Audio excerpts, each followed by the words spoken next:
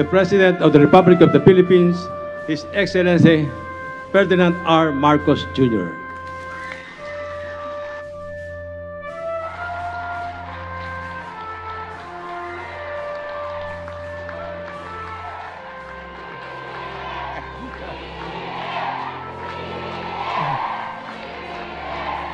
Maraming salamat. Maraming salamat sa ating Secretary ng Housing and Human Settlements and Urban Development na Secretary Jerry Acusat. Please umupo na.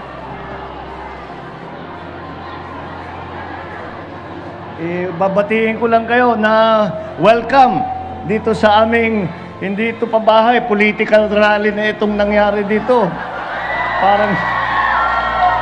Parang naalala ko kayong lahat sa kampanya. Kayo yung mga malalakas ang boses.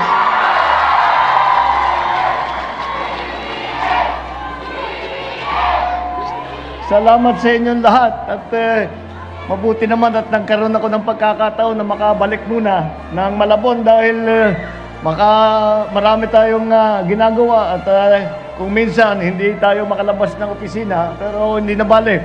At meron ako paminsan-minsan na nakikita ko kayong lahat. Siyempre, masarap na kayo ay makasama muli. Mga kasama ko na nagsuporta sa akin, na binigyan ako ng tulong. Kaya naman po, pinapaspas po namin lahat ito upang naman ay masuklian namin ang inyong pagmamahal at ang inyong suporta na ibinigay sa halalan na ngayon ay kami naman ang gagawa ng lahat upang yung aming pinag-usapan na pagkakaisa, yung ating pinag-usapan na tayo ibabangon muli ay magiging katotohanan kasama kayong lahat, kasama lahat ng ating mga kababayang Pilipino. Maraming salamat po. Babatiin ko rin ang ating mga butihing senador. Mabigat itong Malabon. Hindi lang presidente ang pumupunta. Lahat ng sekretary. Nandito pa yung mga senador. Senator Sherwin Gatchalian, yung inyong kapitbahay. Andyan din si Senator J.B. Ejercito, na ating kasama. At ang ating butihing Mayor Jeannie Sandoval ng lungsod ng Malabon, ang ating General Manager sa NHA, General Manager Joe Bentay,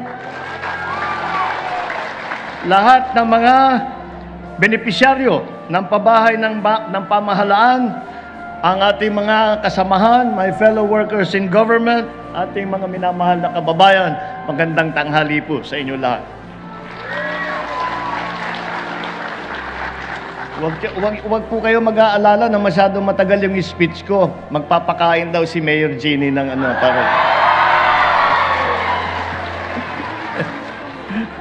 Sinubo ko na naman si Mayor. Masaya po ako na nandito at makasama kayong lahat.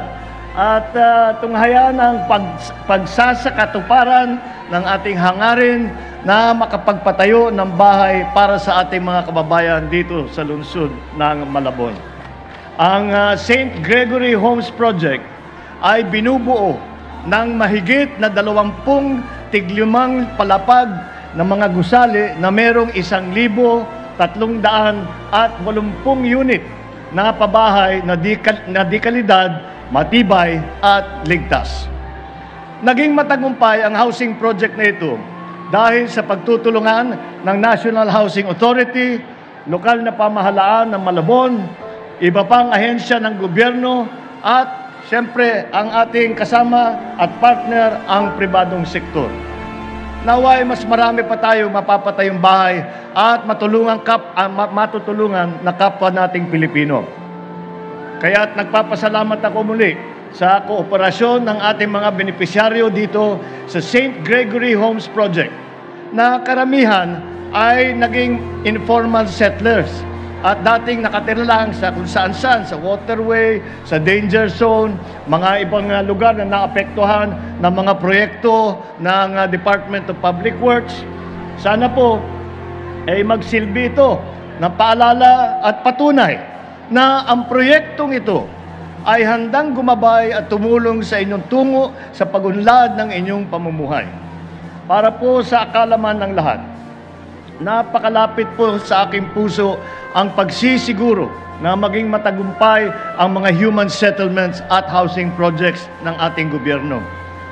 Isa po sa mga binibigyan nating prioridad ang magbigyan ng solusyon ang napakatinding kakulangan ng pabahay dito sa buong Pilipinas.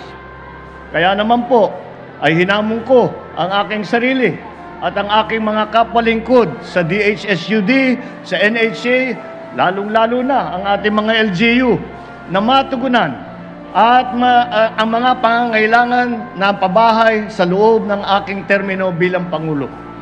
Naniniwala po ako na kaya nating makamit ito kung ang lahat ay magtutulungan, magiging masunurin sa batas at paiiralin ang bayanihan spirit ng Pilipino.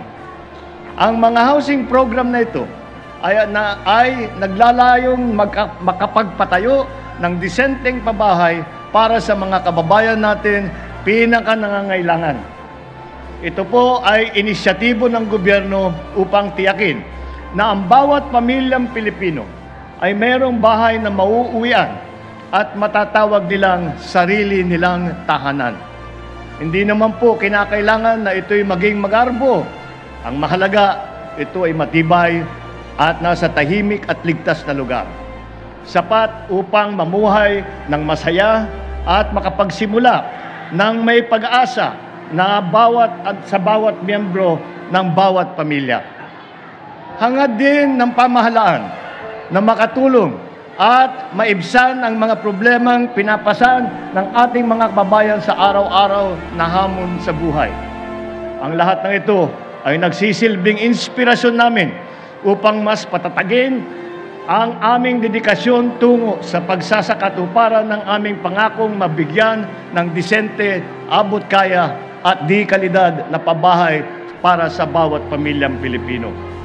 Aking inaatasan muli ang NHA, DSUD at ang iba pang mga kaugnay na ahensya ng pamahalaan na magpatuloy sa masusing pagbibigay lunas sa ating suliranin sa pabahay at tiyakin na walang sino man na maiiwanan at mapapabayaan sa ating sama-sama na pagsulong at sa ating sama-sama na pag-unlad.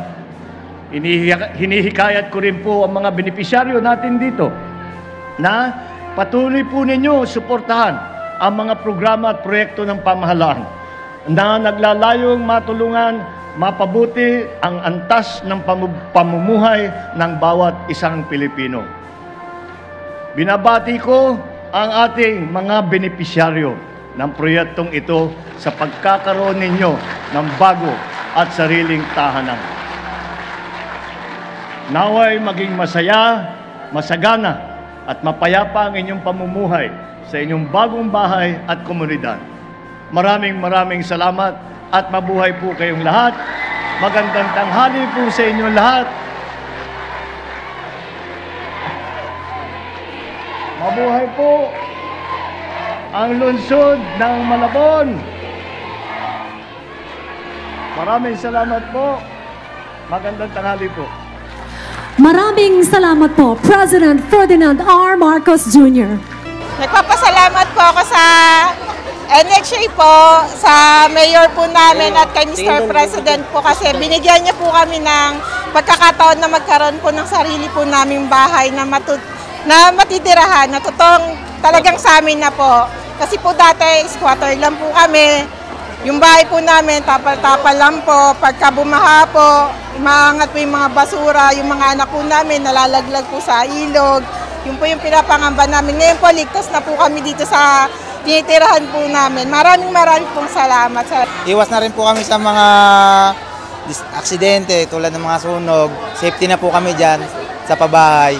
Kahoy lang po kasi yung dati namin bahay. Tapos dikit-dikit lang, madali sa sunog, di ba po? Kaya yung mga anak namin mahuhulog, masusugatan, mapapakuan. Ngayon po kahit anong takbo nila, safe na.